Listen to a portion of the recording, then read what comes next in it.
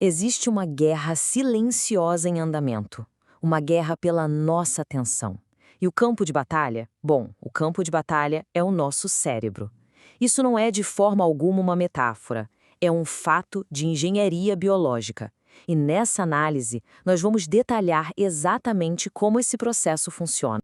O que acontece nas nossas telas não é por acaso. É um projeto deliberado. E essa não é uma teoria da conspiração, é uma admissão.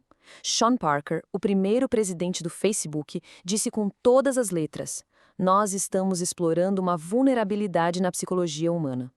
A citação dele é, na prática, uma confissão. As plataformas foram desenhadas para explorar uma falha no nosso sistema. A pergunta que fica, então, é: que vulnerabilidade é essa? Para entender o hack, primeiro a gente precisa entender o sistema que está sendo atacado. A vulnerabilidade não está no nosso software, por assim dizer. Ela está no nosso hardware, no circuito de recompensa do cérebro, um sistema antigo, poderoso, que evoluiu durante milênios, com um único propósito: garantir a nossa sobrevivência. E bem no centro desse circuito a gente encontra uma molécula que, olha, é quase sempre mal compreendida: a dopamina. Muita gente acha que dopamina é a molécula do prazer, mas não é. A ciência mais recente mostra que a dopamina é, na verdade, a molécula da antecipação. É ela que nos move, que nos impulsiona a buscar, a desejar, a querer sempre mais. É o motor da nossa motivação, não a recompensa final. E aqui a distinção fica ainda mais clara, né? A gente tem a dopamina, que é um neurotransmissor excitatório. É a voz na cabeça que diz: eu preciso disso. É o desejo que não acaba. Do outro lado, a gente tem a serotonina, que é inibitória. Ela sinaliza o contrário: eu estou bem, não preciso de mais nada. É o contentamento. O que as plataformas digitais fazem? Elas são projetadas para inundar o nosso cérebro com dopamina. E por um mecanismo de equilíbrio natural do corpo, isso acaba suprimindo a serotonina. Ou seja, elas nos mantêm querendo o tempo todo, mas raramente satisfeitos.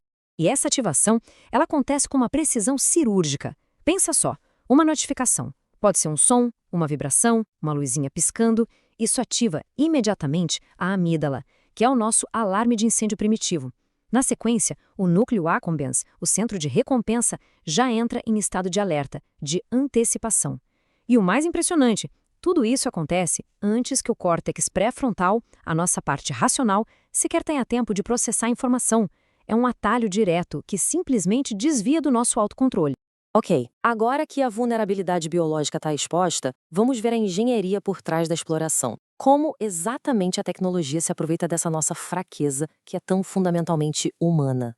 A base de tudo isso é o que chamam de modelo do gancho, criado por Nir Eyal. Funciona assim: primeiro, vê um gatilho. Pode ser algo externo, como uma notificação, ou interno, como a sensação de tédio. Esse gatilho te leva a uma ação bem simples: abrir o aplicativo. E aí vem a parte genial e perigosa: a recompensa variável. Isso é inspirado diretamente nos estudos de B.F. Skinner com reforço intermitente. É a mesmíssima lógica de uma máquina de caça-níqueis. Você nunca sabe o que vai encontrar. E é essa imprevisibilidade que te mantém ali, rolando a tela, buscando a próxima recompensa. Para fechar o ciclo, vem o investimento. Quando você posta algo ou comenta, você mesmo já está preparando o próximo gatilho. E esse ciclo, ele foi projetado para não ter fim, é de propósito. Asa Raskin, o cara que inventou o scroll infinito, a rolagem infinita, ele mesmo admite isso. O que essa rolagem fez foi remover o nosso ponto de parada biológico. Pensa bem, antigamente, o final de uma página era um sinal claro para o nosso cérebro de que era hora de parar. Agora, simplesmente não existe mais final. Não tem sinal, só um fluxo infinito de estímulos. Tudo isso se encaixa num conceito maior, conhecido como arquitetura da escolha. Basicamente, o ambiente digital é todo desenhado para nos empurrar numa certa direção, muitas vezes sem que a gente perceba.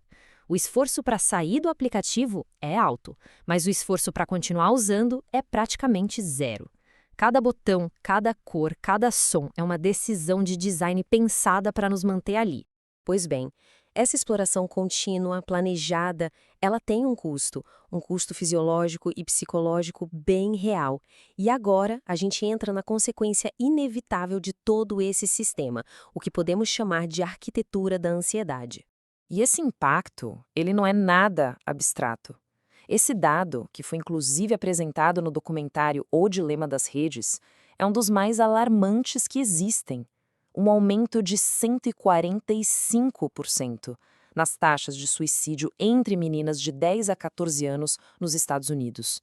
E o período desse aumento coincide perfeitamente com a popularização massiva das redes sociais nos celulares.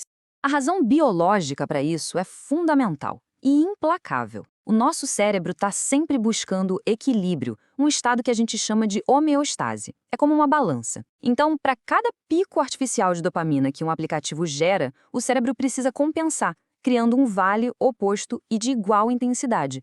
Um vale de dor, de ansiedade, de um certo vazio. E esse vale, esse é o estado de déficit. É nele que mora o FOMO, o medo de estar perdendo alguma coisa, que nos faz checar o celular o tempo todo. É onde a comparação social com realidades que nem são tão reais assim alimentam o sentimento de que não somos bons o suficiente. E biologicamente, o cérebro se adapta. Ele fica menos sensível à dopamina. A gente começa a precisar de mais e mais estímulo para ter o mesmo efeito de antes. É o desenvolvimento de uma tolerância. E por baixo de tudo isso, o cortisol, o hormônio do estresse, fica ali, cronicamente elevado. O efeito disso no longo prazo é neurológico. Esse ciclo vicioso, ele desregula a comunicação dentro do nosso córtex pré-frontal. Veja bem, não é um dano físico, uma lesão. É mais como se a conectividade funcional ficasse bagunçada.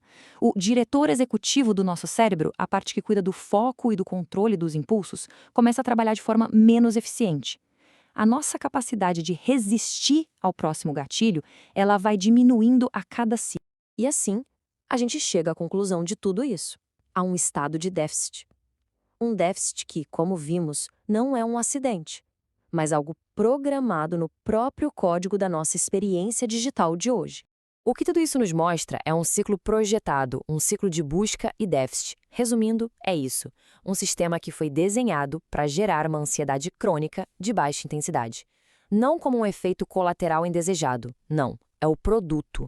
É essa ansiedade que nos faz voltar, de novo e de novo, em busca do próximo pico de dopamina, para aliviar o vale que o último pico nos deixou. Mas uma questão fundamental permanece no ar. Qual é o efeito de longo prazo desse estresse crônico? O que acontece com o centro da nossa memória e do nosso aprendizado quando ele é constantemente inundado por cortisol?